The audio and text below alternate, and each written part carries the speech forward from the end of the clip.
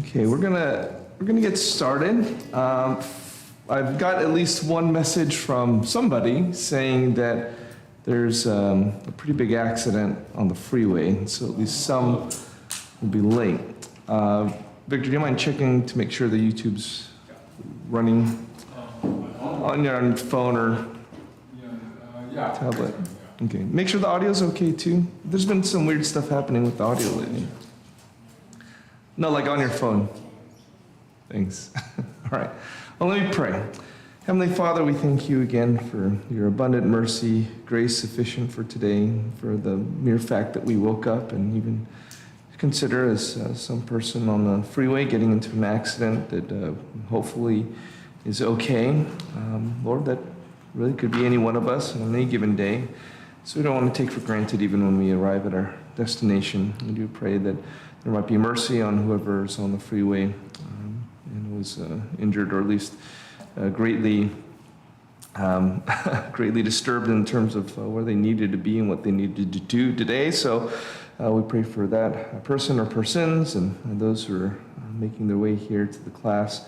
We ask, Lord, this time would remind us of the gift there is in language, of the magnificent truths that are hidden behind words and letters, and we ask that we might seek to know you better, even as we seek to know Greek better, that we'd know ourselves a little better, even as we study verb tenses and the like. So, Lord, help us then to learn and grow today. In Jesus' name we pray. Amen. Well, let's start by singing the alphabet song. This does have the elusive, P there that we didn't have last time. And, I'll tell you what, it was on here, just the way that I had put it onto the slide, I cut off that bottom row. So it was there in my original Microsoft Word document. That's my fault, nevertheless. So, okay, let's sing. Alpha, beta, gamma, delta, epsilon, zeta, eta, theta, iota, kappa, lambda, mu, nu, xi, omicron, pi, rho, sigma, tau, upsilon, phi, chi, Psi, omega. All right. Well, hopefully you had a chance to take a look at that this past week and maybe even to practice writing the characters. If you need printouts of that worksheet to work on the characters, we can do that, or I can have that for you at the end of class. But you have sort of like one more bye week because there's no homework or exercises after today's lesson. We're mainly just going to talk about language in general and a little bit about the particulars of Greek. And so we're going to have to go way back and talk about grammar. Now, Greek is unlike English in that it is a highly inflected language. Inflection means changes within the words that affect their function, the grammatical function, in a sentence. You'll see why English is not very inflected in just a moment, but let's just talk about sentences for a minute and verbs and nouns and things like that. What is the definition of a verb? Yes, Evie. It's something that tells us what the noun is doing. Yes, tells us what the noun is doing. Another way to put it is that it's the action of the sentence. It's something that's happening or doing. It tells us what the subject is undergoing, things like that. What is a noun? Yes, Evie. It's a person, place, thing, or idea. Person, place, thing, or idea, right. And so these are the basics of what we call clauses. A clause is a group of words forming, here he calls it a sense unit, and containing one finite verb. Now, if you don't remember the difference between between finite and infinite, don't worry about it. But the basic gist is that finite has a person attached to it or a number attached to it. It is directly dealing typically with the noun or the subject, whereas an infinite verb, it's not tied down to anything. So an example would be Christ died, and that is he did something. That verb is finite because it's associated with the noun, and it's necessary that they are associated together. You don't have a sentence unless they are together. But if you said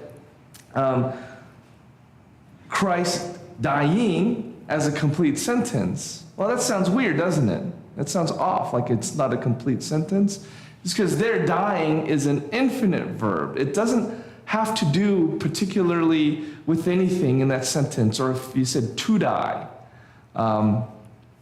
Christ to die, you're like, well, what does that mean? You'd have to say, like Paul, to die is gain. So you need like an is and some other noun or object there to talk about that. So I know that sounds a little bit fuzzy. It'll make more sense as we get into it, but just know that we need we're talking about finite verbs for the most part today. So there's two parts to a Greek verb. A stem, which is kind of like the heart, the real word that you're trying to talk about. So here he's going to use an example, say like break. That's a stem. And then you have affixes. Now, in English, you typically have what are called prefixes, which come at the front of the stem, and affixes, which come at the end. Greek also has what are called infixes, which are letters that go inside the actual stem to change its meaning. Let's take, for example, the word break in English. Break has a present stem, meaning that's the present tense form of it. Broke is the past tense. And if you wanted to make it a third person singular, meaning he break, or she break, or it break, you have to add this S, which is the third person singular affix. So then you have he, she, it breaks. Now notice, if you do any other form of the word break, like I break, you break, they break, we break, it's all just break. So this literally, that S, you only find it in the third person singular. It's all it tells you. Now, what does that tell you about English? It's not very inflected. It really doesn't, you have to have that he or she or they to tell you what person, first, second, or third person, or number, singular or plural. You need that. Another example, of course, is broke, where in the past tense stem, it's technically B-R-O-K, and then you can add to that this E-N, which is a past participle marker, and when you put them together, you get broken. It's in a state of having been broke, and it is now not, you could say functioning. You also have in English some affixes, or prefixes, like I said, and one of them is un, U-N, and you can put them in front of verbs like unwind or here unbroken. So un is like a negatory, right?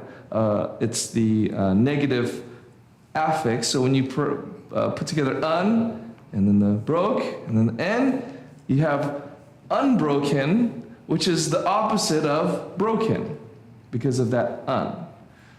All you need to worry about here in terms of grammar is the idea that you can add things to that verbal stem, front and back, to change the meaning of the word. You can make it past, you can make it present, you can make it a state of being.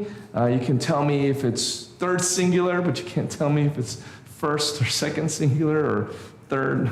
Anyway, Does that kind of make sense, just the idea of inflections? Now, it's hard if you're a native English speaker, it's hard to kind of wrap your mind around because we don't have a heavily inflected system. But if you've ever learned Spanish, you will see some of the parallels to Greek. Now, again, in English, for the verb have, you have no difference between these forms, these categories, right?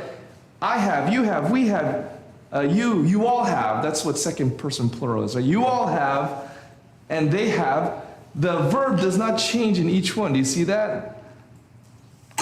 It's just have. It's ambiguous. So if I just say have, it doesn't work. You need to have some kind of subject or pronoun. We, you, they, Tom, Debbie, the president. You just need something like that. Now in the third singular, in English, there's a completely different word that we use, right? We don't say he halves, like Haves, like you just add, if you just add S, like we did with break, we just add an S and make the third singular. No, in the third singular, in this particular word, we don't like well, I guess we don't like the look of it because we do have a word called halves, like when you take something and you cut it in half. Now you got halves, right? So I don't know what the motivation was. I guess I'd have to look at the history of that.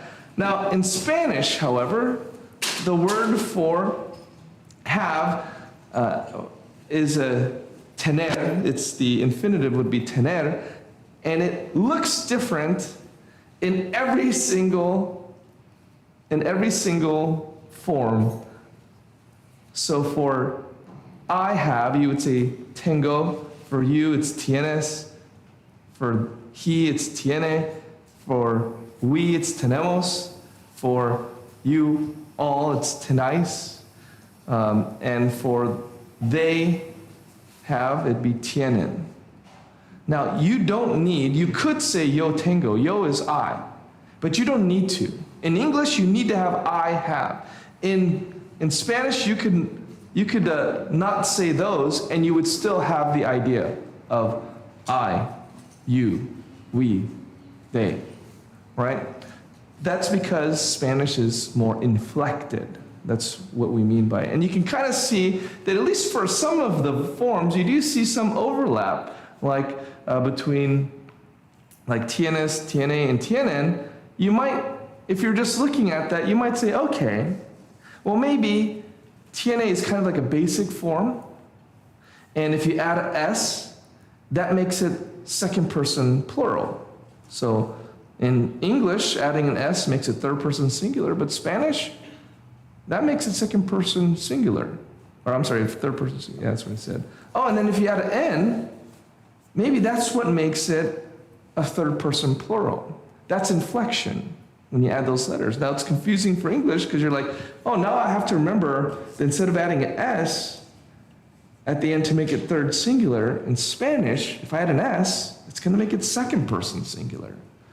Well, that's part of the learning you will have to do in Greek is to make some of these adjustments. You're going to be helped out a little bit because visually it will look different in terms of the Greek alphabet. But by sound, some things are going to sound a little bit confusing. Now, does anyone know French or German? You know French? Okay, you can help me here. So, can you pronounce? Yeah. Okay, that's It should be I have, you have. No. Yeah. That's not a good verb. That's like an irregular verb. Yeah, no, that's fine. But just you can you say? Okay, thank you. Now, in this case, it's kind of like English in that you need the pronouns. So this is I, this is you, this is he, she, it. Yeah, this is we, this is you all, this is they. But you need that as well as the verbs. Now, in the case of French, totally different looking verbs. So you have to memorize, just straight up memorize. You don't add an inflection. So to compare, French, like English, has to have a pronoun. But unlike English, it's not that you have a less inflected, where you just, it's like break, break, break, break, break for everything practically.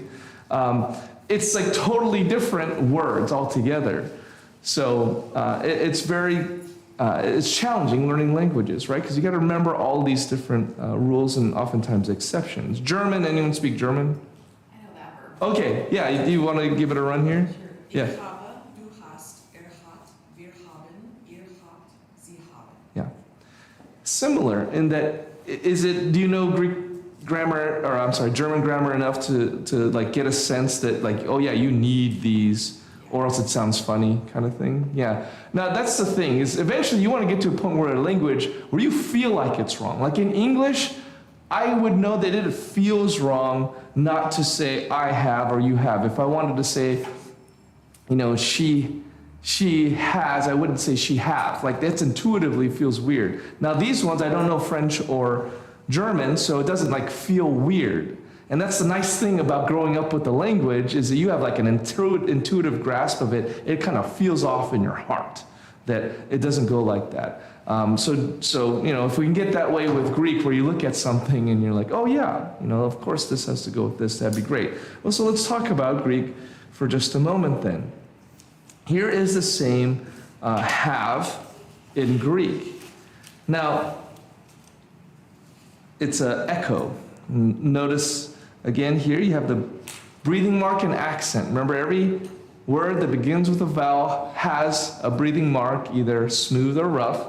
This one is going this way, so it's smooth. So we don't say heko, we say echo. And then the accent, just that's where you put the emphasis. Now, you can almost draw a straight line. This is what's nice.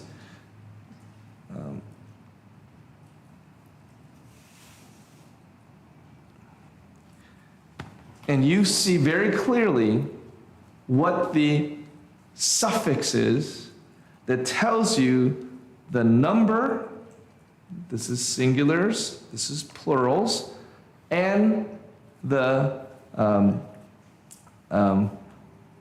person. So first, second, third person.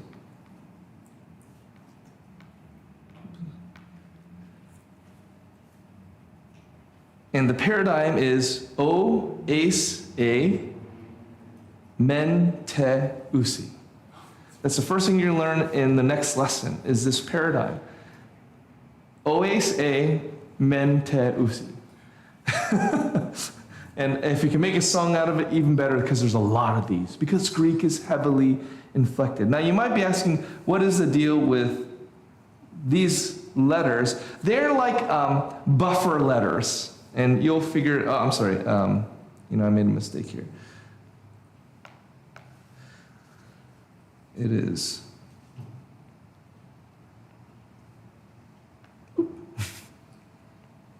That's a buffer letter between the ch and the mu and the ch and the te. The Greeks didn't like echmen or ekte, so they put a little buffer letter. We'll talk about that later. That's what the omicron and the epsilon represent there. But the paradigm is o, ace, a, men, te, usi, and you can, with varying degrees of success, add those to the lexical stem of a verb, and you will know without having a pronoun whether we're talking about the second person plural or the third person singular. Again, in English, you have to have these to tell that. Otherwise, you don't know. Because, look, these are all the same. Have. Only one of them looks any different, which is the has there, right? So this is a necessary part for us to understand the Greek language, is that the verbs, and the nouns to a certain degree, but the verbs are heavily inflected. So much of what you will do is understanding these affixes, which we will call that the pattern of them paradigms. It's a Greek word, paradigma. So we get the word, in Greek you pronounce the G, paradigma. In English we don't like the gum sound coming together. So what do? Just ignore it, paradigm.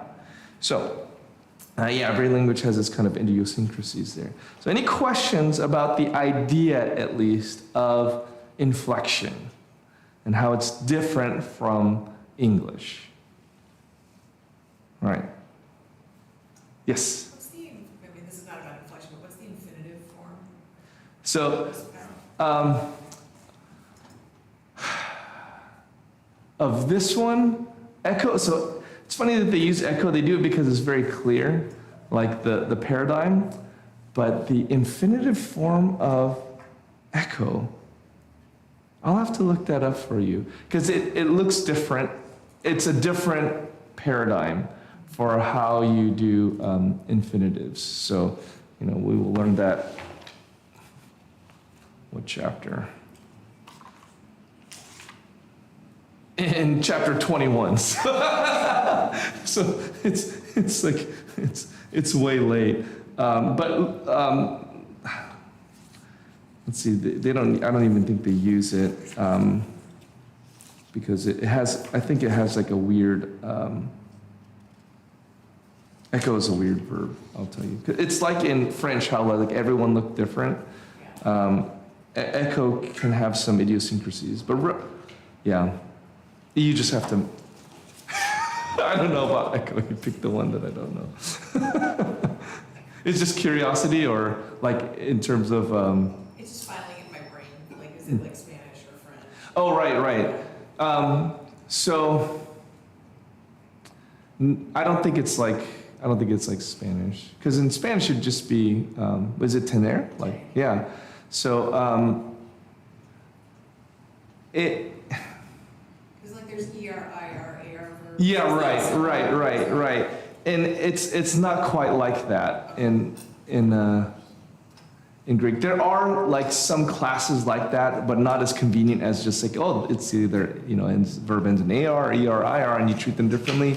There's a lot of different things going on, which is why they put it so late in it, because, when we get to the next part, this is the heart and soul of a lot of biblical exegesis. Exegesis is a drawing out from the grammar and the text the meaning of the word and sentences. It's kind of like interpretation, but interpretation will also include, say, history and cultural and even scripture against other scripture. Like exegesis, almost strictly speaking, is just about the text and the grammar. So this is really what we're talking about today. Is kind of the heart and soul of exegesis. It's like, why did the writer choose to portray this verb in this tense and relate the nouns, in this sentence this way to each other? So this is the heart and soul of it. So it's very deep. It gets very not complicated in the sense of the ideas, because hopefully by the end of today you'll grasp many of the ideas. But what's complicated is all the paradigms. Like if you had to memorize them, because each one of these things has a different paradigm. So we'll get there when we get there. All right.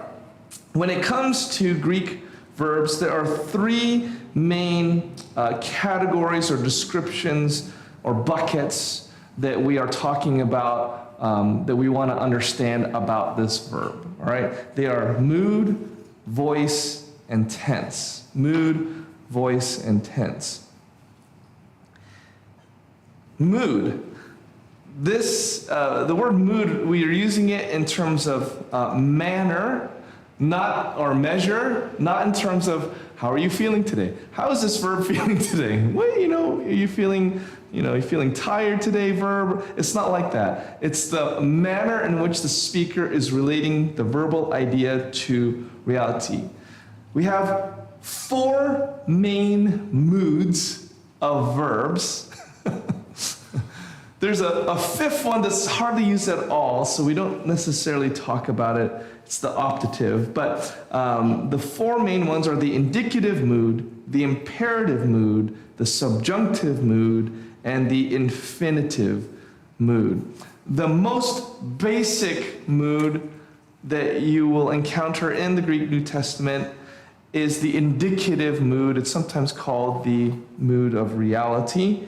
And it is just affirming the factuality of a statement. Now, this is from the point of view of the speaker. He could be wrong, but he is saying it matter-of-factly as if it were true, or from his point of view were true. So you could say, I have mercy. It's just the, again, our verb have here.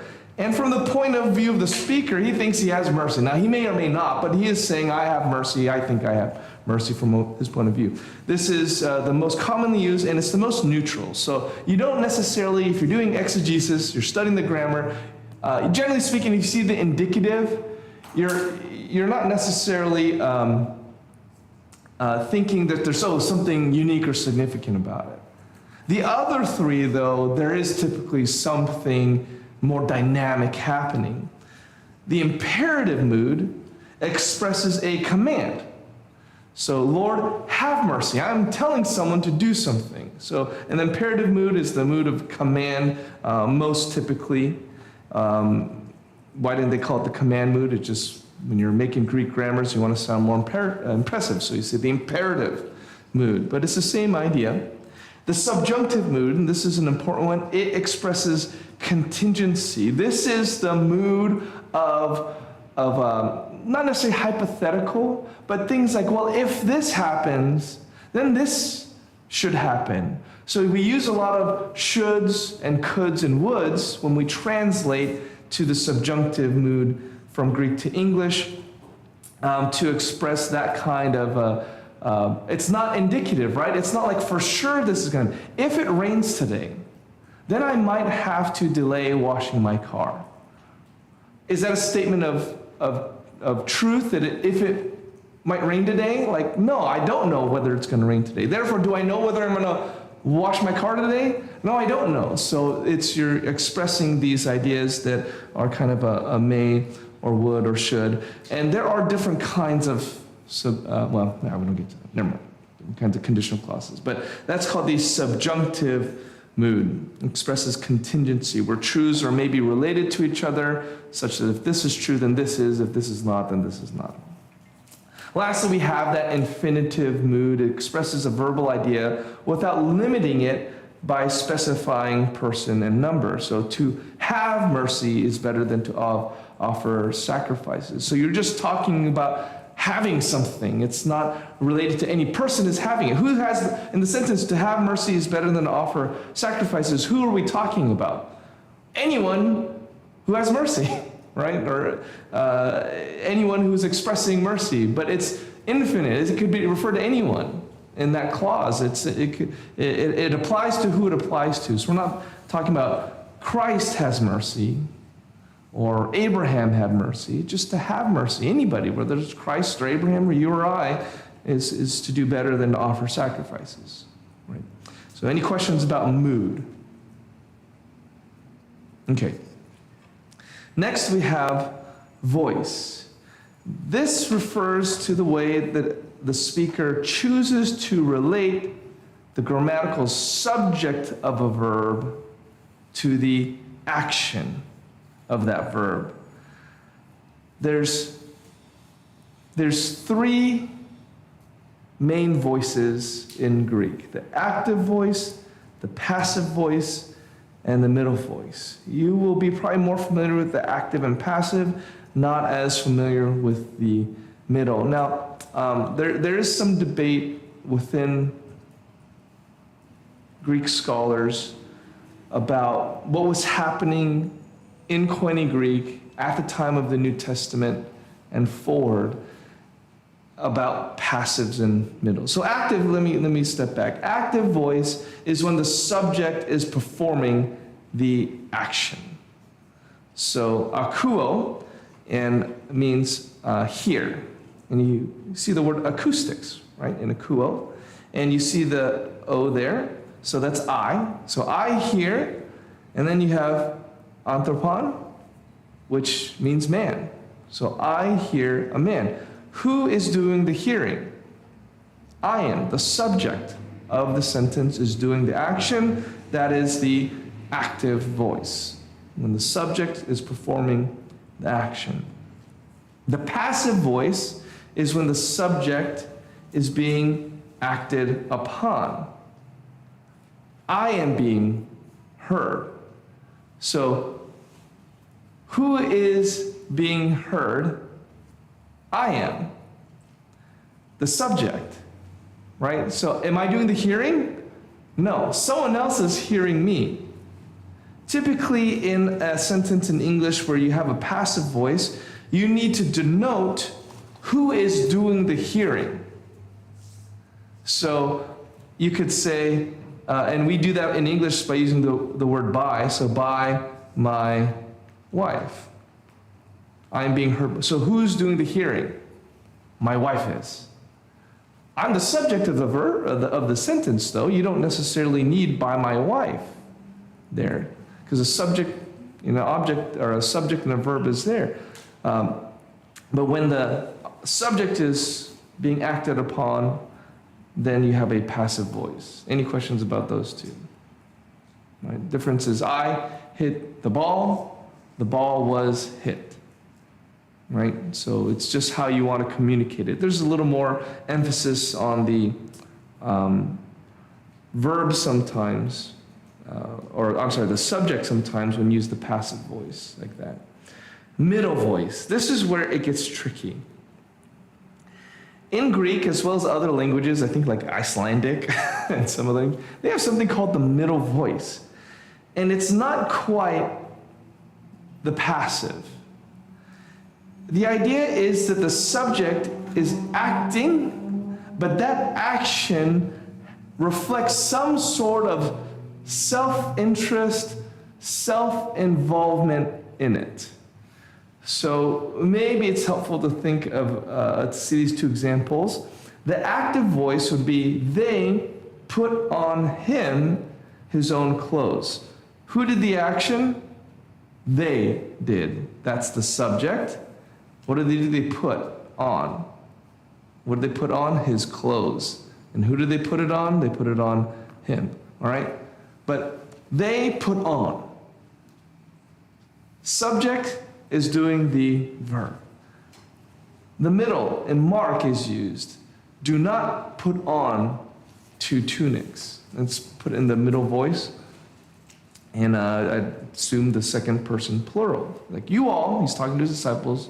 He's talking to this, to a group. Don't put on 2 tunics. Now, in our mind, we'd say, isn't that still the active voice? Like, who's putting on? I am. Or not putting on in this case. It's me. So am I not doing that action of putting on or off? But there's a sense in which putting on clothes, at least, like who's that for the benefit of? Well, who am I doing that for? Who's generating and thinking about and doing the action and receiving the consequences of that action? It's still me. So one person put it this way: the middle voice represents the subject as acting on, for, or towards itself. That I am acting in a way where the consequences of it are going to impact me. Like a reflexive? Not quite like a reflexive. So a reflexive is I am doing the action to myself, right? Or these people are doing it to, themselves. But it's not the reflexive. There's some debate about this in Greek scholarship, whether it's reflexive at all, because it's not that I'm not doing it to myself. Like I hit myself is reflexive. I'm doing an action and I'm the object of that action. That's a reflexive. I do the action and I'm the object of it. But what's being put on? The clothes, right? So it's the clothes are in some sense the thing that is the object of the verb put on, right? And I'm putting it on myself, though, yes, but the verb itself put on, I'm not doing it, I'm not putting myself on. I'm putting on something else on myself. So what is likely happening in Greek is you have a whole class of verbs that have like a middle idea to them inherently. And you're going to see later that they kind of look a certain way. It is more likely that Koine Greek at least came from a very rich history of having a middle voice, but as it grew, maybe got affected by other language, the passive voice started to become more prominent, and you started to lose the idea of the middle voice. Again, there are languages now that exist that have a middle voice or a strong middle voice. And for them, it might feel more intuitive about what kind of verbs are more middle-like. So here, we won't get too deep into it, but the idea of putting on is something, putting on clothes is something that I'm doing it to something else, but I'm doing it for me, right? I'm impacted, or the consequences of it affect me. So I'm doing something to something else, but really it's something that I'm affected by, or I'm doing it for. I know that's a little bit tricky, and there's a very common word you're going to see in Greek called erkamai, and a lot of middle verbs will end with my, that's like this, mu, oh my goodness. My Greek is as sloppy as my English writing. Mu,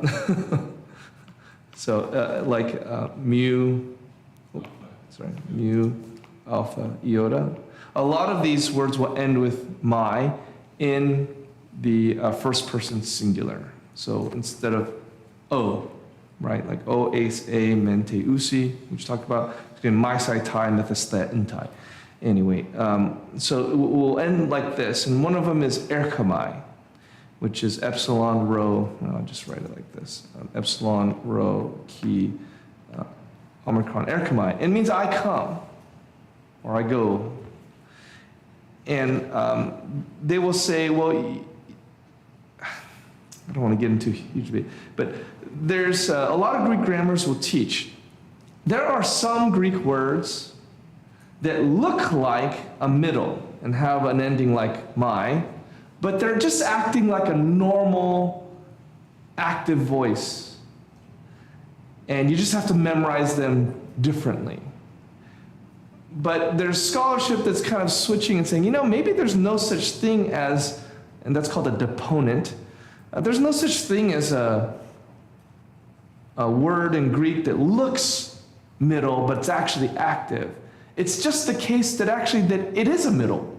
That when I go or come someplace, that still fits the idea of middle voices. I'm acting for or towards myself, or I'm benefiting from the consequences of that action. Like when I go, even if I'm going to the market, that's like the object of my going, like it's still me that's going, and I'm still like the one doing it, so to speak.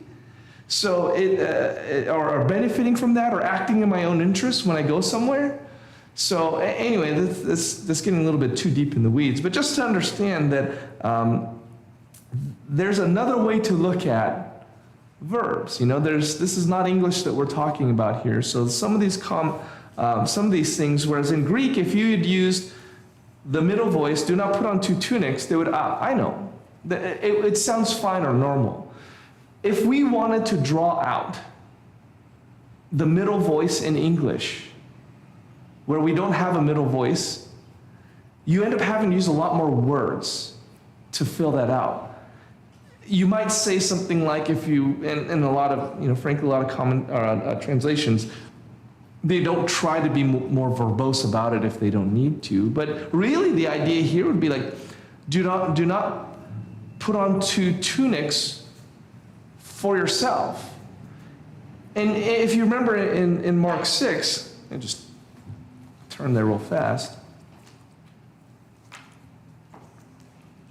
So we can see why this matters, and I think the middle voice is interesting. So he's sending out the 12. He gives them authority. He tells them in verse 8, he charged them to take nothing for their journey except a staff, no bread, no bag, no money in their sandals, or no money in their belts, but to wear sandals and not put on 2 tunics. Why? His point is, he's going to say that you need to trust in the Lord's provision, and you go out in faith, and you're going to rely on people to care for you. Whenever you stay at a house, enter a house, stay until you depart from there. And if any place will not receive you, you shake the dust off your feet as a testimony against them. So you're going to rely on the hospitality of others, but really you're trusting the Lord by faith. And part of the way you're going to do that is taking nothing extra with you, not even an extra tunic. So you can see why the middle might be used there. It's like you might be tempted to take for yourself, for your own advantage or in your own interest, to put on 2 tunics, but don't do it. So it's not just a fact of don't put on 2. That's silly. Who puts on 2 shirts at a time? It's not just a statement. It's got a little bit of a commentary with it when Jesus uses the middle voice. Is you're tempted to do this for yourself, for your own advantage. Out of a little bit of fear maybe. And you want to do this for yourself, but don't. So, just to give you a little color of that, I don't know. You don't have to fully understand that. Again, if you just grasp the idea that in general, there's another way to look at this, and then in the way English does it, then you'll be okay. Okay. So that is mood, active, passive, middle. A little bit of controversy about that middle. Any questions about voice? Just a mood, voice. Would you say it's similar to a reflexive, but it implies more to yourself? So More emphasis on that? Right. So I think that is sometimes a common way that it gets taught in Greek grammars. The thing is that Greek does have reflexive pronouns, so it's not hard to communicate that idea. So it is, I don't know that I would say actually that there's yes, it would not technically be grammatically a reflexive idea. But if you're saying conceptual, if it helps you to think of it I'm doing an action that's somehow coming back on me, you can kind of think of it that way. It's not technically, grammatically reflexive, but if it helps to think there are actions I do that I'm not just doing them to affect an object, I'm doing it to affect me, maybe through this object, something like that, or through this verb, I should say.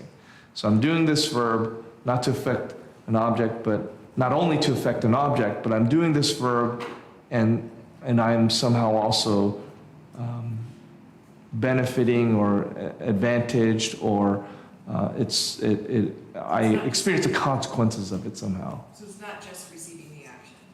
There's Right. other consequences. Right. Because so I think one is fight in Greek. The word fight I think is a middle. It's one of these ones that you only find in the middle voice, and so people say, oh, because you only find it in the middle, but it has fighting, you're fighting someone. That's an active voice. I fight, the man, right? And so that's what's they call deponent. It's a deponent verb because it's only looks like a middle, but it has an active sense to it. But if you think why would I fight someone?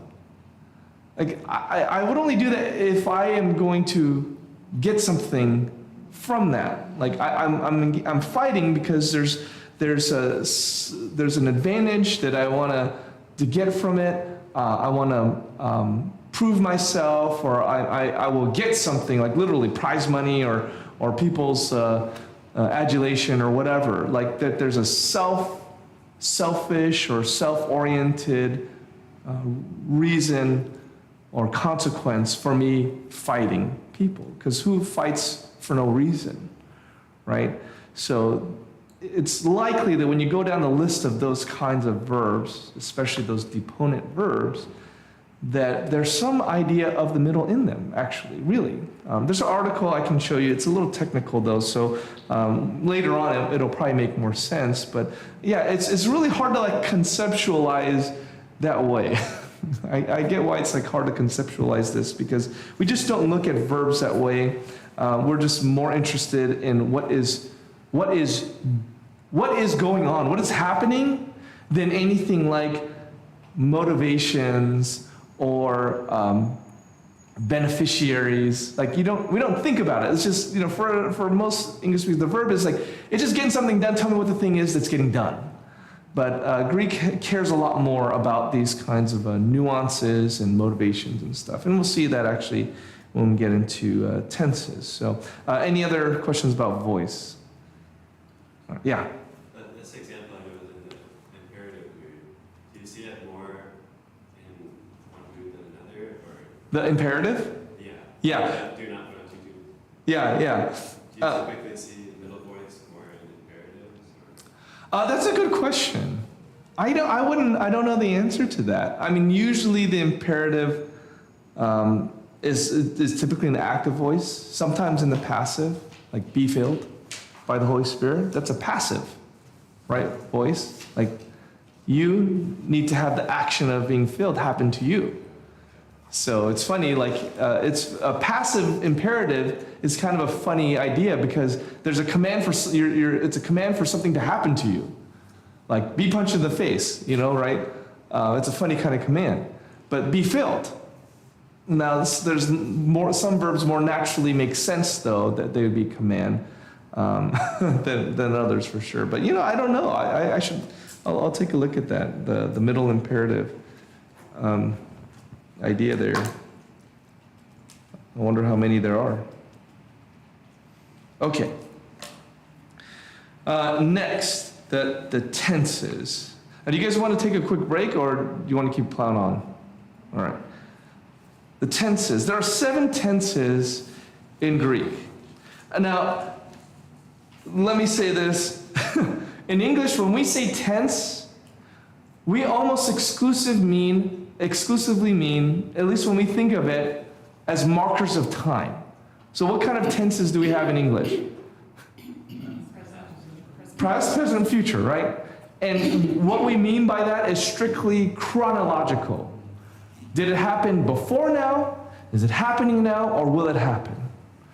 In Greek, the time is not the most important part about tense. Even when we talk about the future or the present tense, especially the present, and you'll notice there's no past tense, we're not primarily concerned with, in Greek, tenses, the timing of something, whether it was before now, or in the future. It's not that they could not express those things, it's just not the primary focus of tenses in Greek. So, again, the present, the future, the imperfect, the aorist, the perfect, the pluperfect, and future perfect. These last 2, thankfully, are rare. Those are check marks. Boy, I'm going to practice. I promise I'll practice writing more better. Why are these distinguished out? It's because each one of these has a unique form or inflection to them. So these all have different looks to them. And what will end up happening is you have combining paradigms, because the moods have a way they look, inflections, and to show that what mood you're in. The voices have different inflections to denote how they look, and then the tenses have different inflections for how they look, and so you crash into each other and you make all those inflections work, and sometimes they don't play nice, and sometimes one maybe supersedes the other and Greek will end up having a lot of prefixes and suffixes because you're trying to make a marker for everything so that you know whether this is the, pluperfect, passive, imperative, first person, plural. And then what gets crazy is there are what's called participles, which are when you use a verb as a noun. And when you do that, well, nouns, you know what they have in Greek? They have gender, and they have case, and they have number, masculine, nominative, singular. So you could have a pluperfect, passive, imperative, masculine, nominative, singular. And you'll be able to identify that by, the Greek word will be like three letters long, luo. But then you'll have like 5-6 letters here, and then 5-6 letters here is like buried in the middle of it, right? And you'll have all that memorized by the time we're done, right? I hope. So, and that's why at the back of the book, if I haven't showed you already, there's a big chart in tiny script, right? And by the end of it, theoretically, you'd have this all memorized. But they're related. They're derivative of each other. Some of it's rote memorization. Some of it is you just combine these, different paradigms together and you can generate it. But anyway, all right, let's continue talking about tense. So again, Greek is not necessarily as concerned with the chronological timing of things, but let's consider English very quickly. How would we denote these tenses into English? How are they typically translated? Let's use the verb love. In the present tense, you would say, I love. In the future tense, how do you show future tense in English? Do you change the verb? No. What do? You add will. Right? The imperfect is almost always chronologically in the past, and it refers to a continuing action in the past. So to denote that, you have to do two things in English. You have to add was to denote past tense, and ing as an inflection, which is ongoing. I was loving. If you wanted to do strictly a past tense, you would say in English, I loved. But the imperfect is not just I loved. It has that continuing aspect to it. I was loving. Now the aorist in Greek, we'll spend more time talking about this later, is the least marked commentary-esque tense in Greek. It's the default, most neutral verb form or verb tense in Greek. There sometimes is a mistaken notion that it is past tense, or sometimes you hear a preacher talk about once, that he loved or he died, once for all, and make a big deal about the verb tense is aorist, and that means it's done in the past, completed, never to be completed again. It's not. That is one way the aorist might be used, but really the aorist is just the least marked, and that's literally what aorist means. It's like unmarked tense out of them all. It's the most neutral. So whereas you might in English translate I loved, you could, depending on what was being said there, it could just be I love in the present, what we call the present tense. But it has no commentary or time associated with it. So I'm going to put it like that. The perfect tense also, it is necessarily in the past. In the Greek, it means something that happened in the past, and has a impact on your present situation. And I'm gonna do little diagrams in a minute to maybe show this, but the idea is necessarily some past thing that still has a ramification or implication now. That is the perfect tense. In English, how you would denote that is you have past tense inflection on the verb, ed, and then have is the helper or auxiliary word to carry the weight of something that happened in the past, but still happens to carry some implication for the present. I have loved.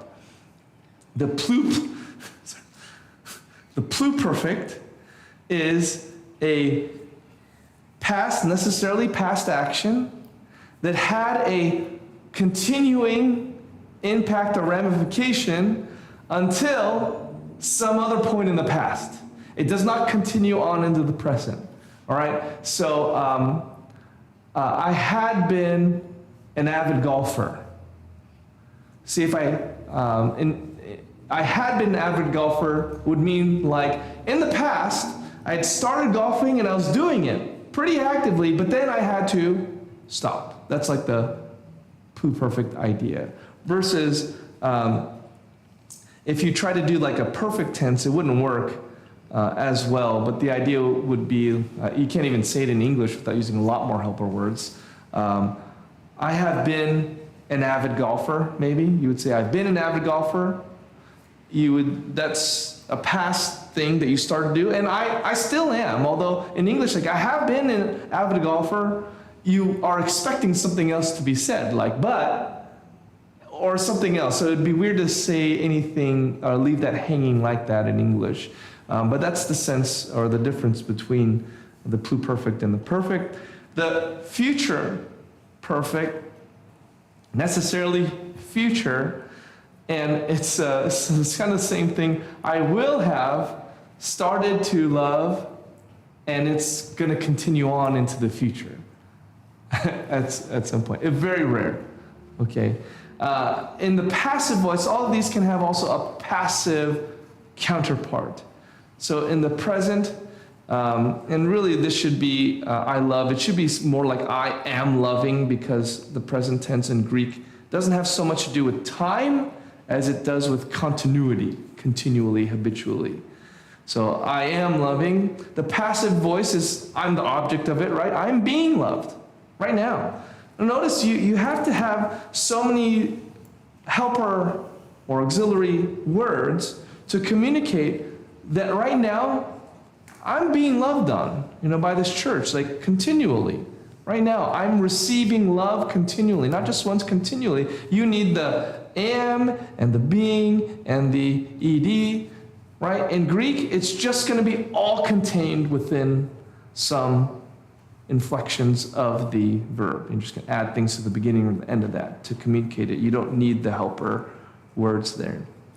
The future, I will be loved, and that's, again, the be part. If you notice in all of these, or most of these, the be or the been or being, that's helping to communicate the greater nuance of these words.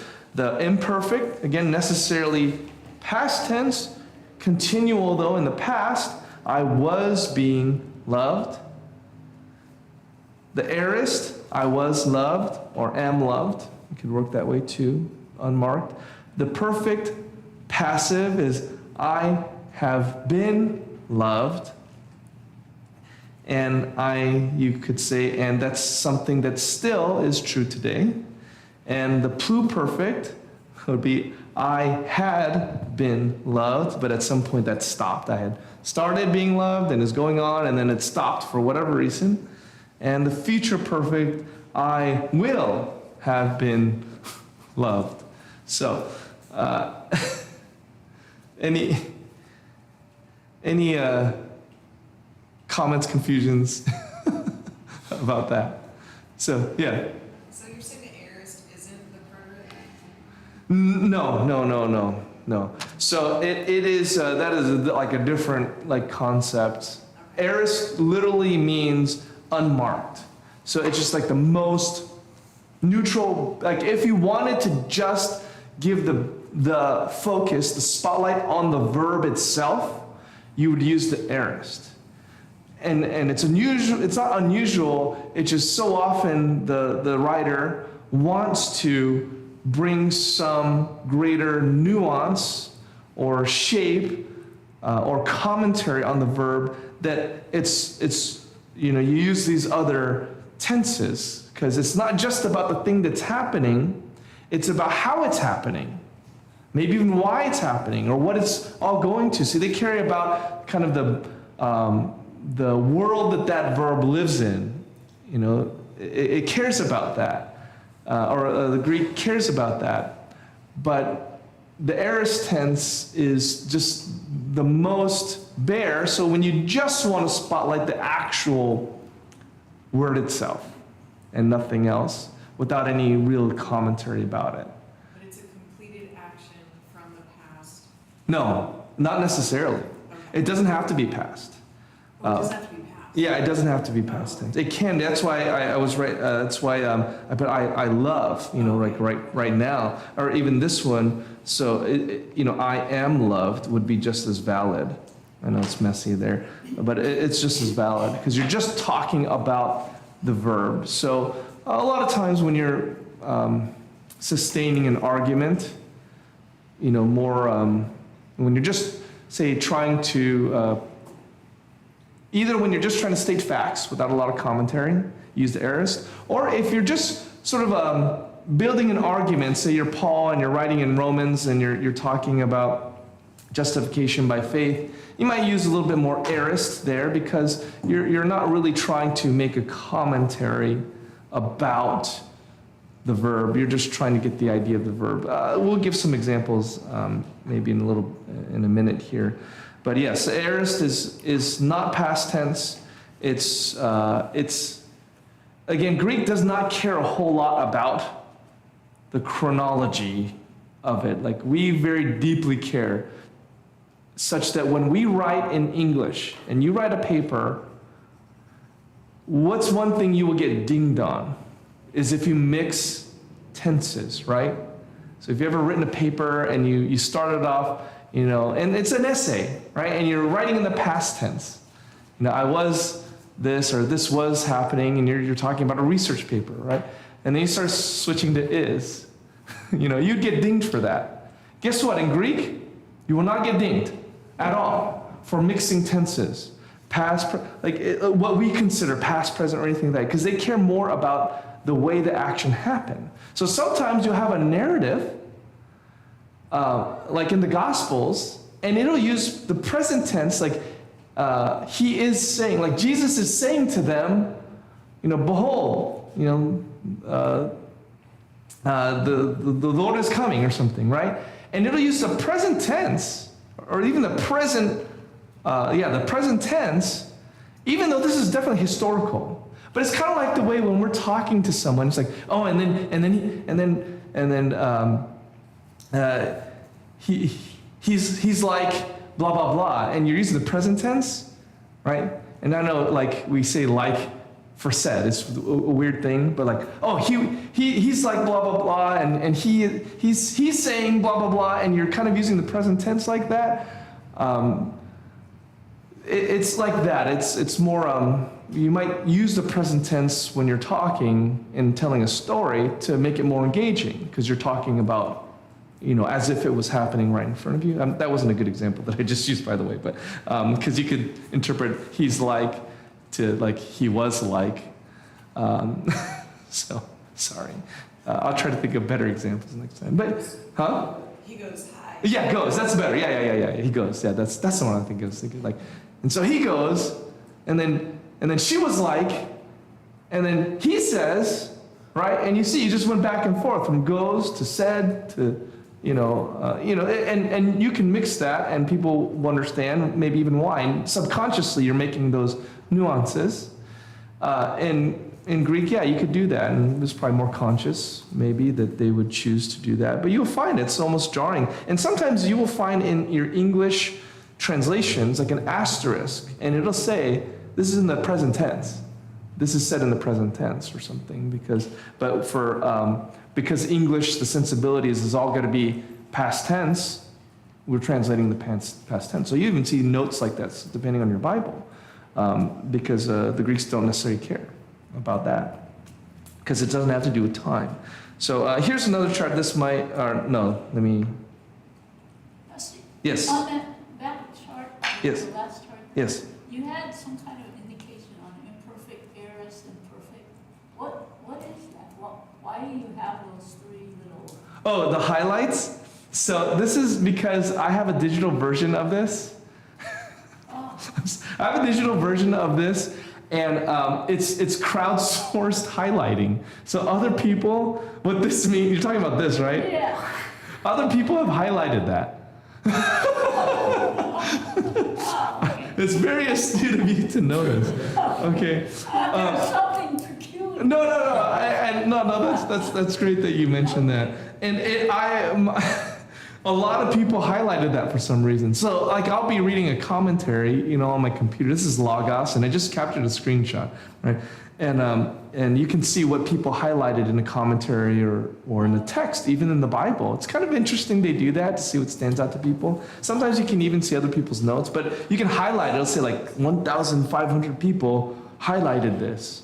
I don't know why I need to know that, but I can turn that off, but I didn't think anyone would notice, so I should have known better. There's Gail's on top of it. No, that's just other people's highlights. So that's what that symbol is a highlighter. And so they thought those were interesting too. I should have had this up. I'm sorry. No, this is different. So sometimes the word aspect is used nearly synonymously with tense. Okay? And aspect does overlap with the idea of tense, but it does not change how the word looks or is formed like tense does. Like I said, these 7 tenses, they have a paradigm. They look different from each other in a marked way, and so we need to learn them. It's like on that chart I showed you, like you're going to have to learn them. If you're going to learn Greek, you need to know what these are. But there are overlaps in terms of aspect. It's an aspect. There's 3 main aspects that you could use as buckets for all of the 7 tenses, right? So each of the 7 tenses, even though they look different from each other, there's a sense in which they fall into 3 different buckets. And the buckets are aoristic, imperfective, and perfective. And these are really the concepts you want to grasp more, is the aorist, imperfective, and perfectives.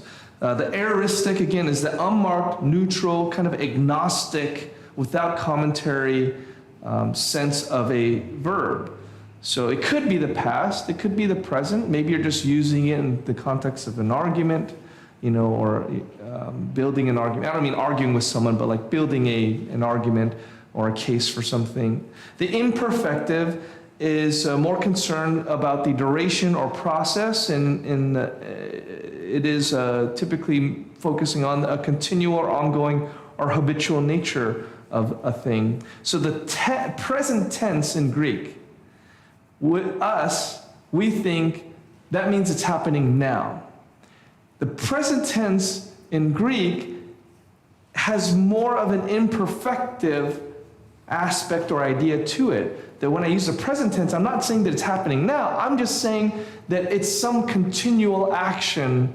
And yes, maybe chronologically now, but we're not necessarily concerned about the chronology. We're just saying this is something that happened. It is happening. It's continually happening.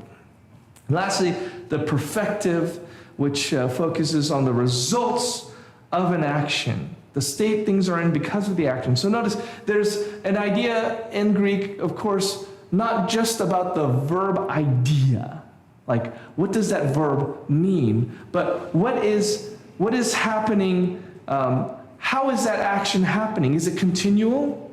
Or are we just talking about it in a little bit of a bubble?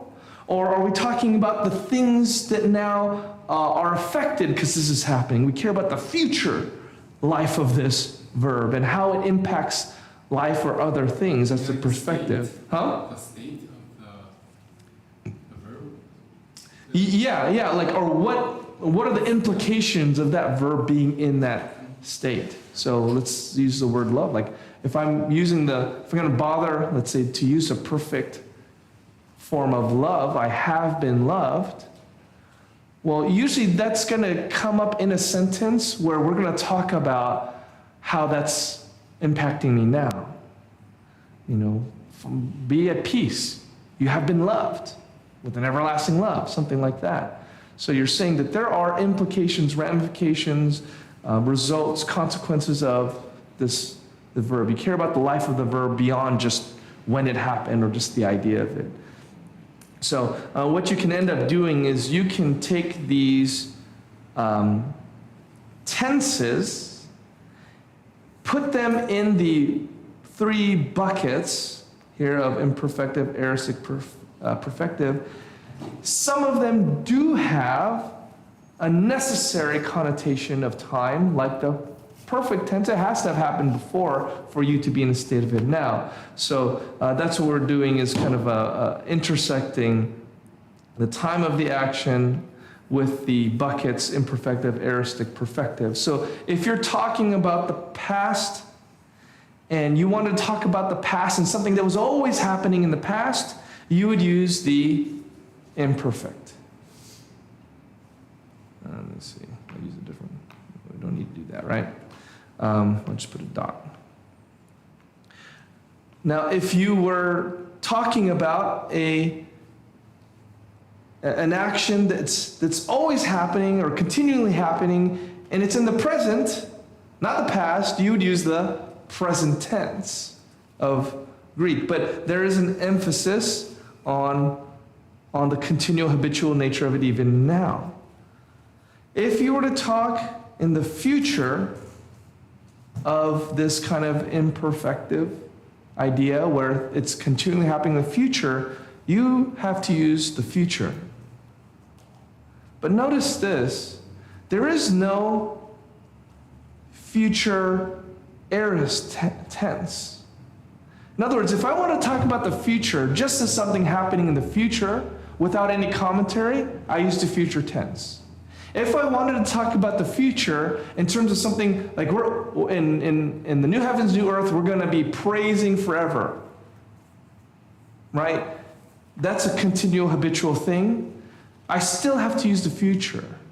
So how do I know which one I mean, whether it's I will be loving or I will be praising in heaven versus I will praise, and I'm just talking about the fact that's a list of one of the many things we're going to do. We're going to praise, we're going to learn, we're going to fellowship, and I'm just making a list. I made them all, I just used the future tense for all of them. How would I know whether it's the more aoristic idea or the more imperfective idea? Context. Because they don't look different. The future tense of whether I'm talking about something that we're always going to do in the future or we're going to do once in the future, there's no way to show that just by Greek inflections, adding something to the verb. You can only tell by context. So there's no future aorist, there's no future imperfect. There's just the future. And only context will tell. But say, I was writing about heaven and I'm focusing on the eternity and how we're going to be praising God forever and fellowshipping with Him forever. And I'm really trying to focus on this is going to go on and on and on. You probably get the idea that that's like a future imperfect. Versus if I was just making a list, I'm a professor, I'm just making a list of what are some of the activities we'll have in heaven. Well, there's going to be praise, prayer, fellowship, work, serving, and I might put all those in, those are aoristic ideas when I do it that way. Now, technically speaking, can all of those be imperfective? Like, will we be doing those for all time? Probably, but in the context of someone making a list, it makes more sense that that's an aoristic idea. I just care about the verb, not necessarily anything else I'm making a list. Versus if I'm really trying to communicate to you, heaven's not going to be, dry or boring. We're going to be doing stuff the whole time. It's just going to be active and vibrant. Then maybe I have more of an imperfective idea. Does that make a little bit of sense there? Okay. The aorist tense, the aoristic kind of aspect, in the past, you would use the aorist. If you wanted to communicate an idea happened in the past, you would use the aorist.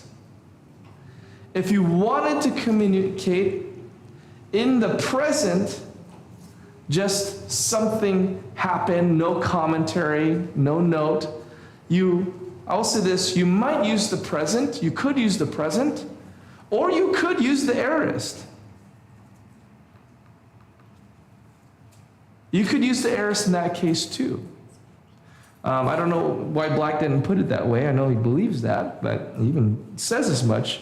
But maybe he didn't want to clutter the chart here. But if I wanted to communicate a present idea without a whole lot of commentary on it, I could use the present. Might be confusing because present typically has a continuative idea, but I could use the aorist as well. So the aorist could be translated that. So you are, it's up to the context to know whether maybe this is emphasizing a continual habitual action or just the bare idea of it if you use the present. Does that sort of make sense? Right? Aorist is not past tense. I'm just going to keep saying that. Aorist is not past tense necessarily. Okay. The perfective. So if we wanted to talk about the past perfective, something in the past happened and then it was continuing to happen and kind of stopped, of course you'd use the pluperfect. And if you're talking about a past event that now still has ramifications today, you would use the perfect. And then oddly enough, it's not used a lot again, but if you wanted to talk about the future and some future action that'll have a future continuing consequences, you'd use the future perfect. It gets its own tense. And you would think, well, how come the future imperfective didn't get one? Or how come the future aorist didn't get one? I don't know. I wasn't, languages evolve and change over time, and maybe they got the context was enough to figure that out, and so they didn't do that. But the future perfect, they get one. The pluperfect, you think, boy, that's such a very specific kind of thing. Well, again, these are rare. The pluperfect and the future perfect are rare. So really, what we're talking about is the realm of these ideas. And really, a lot of times, you're only really concerned with these ideas anyway, regardless of time. Because the time, you can figure it out. We're talking about the past, or present, or future. You can usually figure that out when you're doing your exegesis. What really kind of tends to matter is this a continual action? Is this a perfective action? Or are we just talking about the action? All right. Any questions about the tense? I know some of this is a little bit challenging. We will go into it more as we learn the forms. We'll talk about what they mean and imply. So, okay. We'll summarize this way. Unlike English, the most significant feature of tense in Greek is kind of action. A secondary consideration of tense, and one that only applies to the indicative mood, is time of action. So kind versus time. Again, as English speakers, we tend to focus more on the verbs communicating the time. It's a past or present or future. But Greek, it's a lot more flexible and maybe call it deep, that it can, within the verb itself, it can talk about itself. The verb can talk about itself and what kind of verb it is. And what is its character, you could say. What is its vibe? The essential signification of the Greek tense system is the kind of action, whether it is represented as ongoing, which is imperfective, finished, which is perfective, or simply as an occurrence, which is aoristic. So one example that Black gives here is Jesus gave. It's talking about the same scenario. Edoken gave, aorist indicative, the loaves to the disciples, Matthew 14:19. While Mark writes that Jesus kept giving, edidu, imperfect, indicative, them out. So notice, Matthew, when he writes, he just is talking about the fact that he gave. He's got other things, Matthew has other things he wants to focus on, so he's just giving the facts. Aorist, he gave loaves to the disciples. But Mark wants to focus in on something. He kept giving them out. And there's a commentary there about Jesus. It focuses you in on his hands, for one thing, right? When he says he keeps giving, then you are focusing on a hand that's doing this over and over and over again. So now how does that make you feel about what Jesus was doing? Right? It's a little bit more servant-like. And Mark, guess what? Is the gospel portraying Jesus as servant.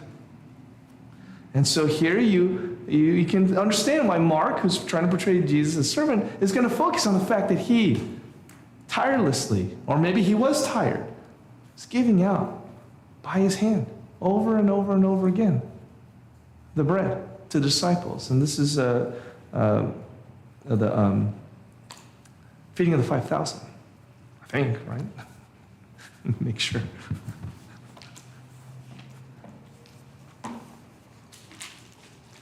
Yeah, okay, just making sure. Well, these days I never know. Okay, so feeding of the 5,000, and Mark wants to let you know how many people were there. 5,000? No, it's probably at least double that. Maybe triple, maybe quadruple, because that was just the men. Equal amount of women, 10,000. If they got any kids, 2, perfect, that's already 20,000. Jesus is the one who is breaking the bread, giving it to the disciples to give to the people. How much bread was that? A lot of bread. He kept giving, kept giving, kept giving, kept giving. Right? It's not that Matthew's wrong and Mark is right, but we're getting commentary. See, even the verb tense is giving a commentary about Jesus as servant. That's the kind of thing that we're looking for when we're looking at the Greek, when we bother to look at the Greek. Because in English, you may not, you could theoretically just translate them very similarly. Now, English is going to say kept giving, and that's good. Instead of just was giving. You could have said was giving. But no, you're not capturing the imperfective idea enough. Let's go with kept giving. That's good. Kept giving, giving, giving, giving, until everybody was fed, and not only was fed, 12 baskets left over. So, okay, so that's why that's important. That's the kind of nuance, that's the kind of insight you get when you study the tenses. Any last comments, questions, concerns? Yes? Not totally related, but Yes. is the accent on the iota in the edidu?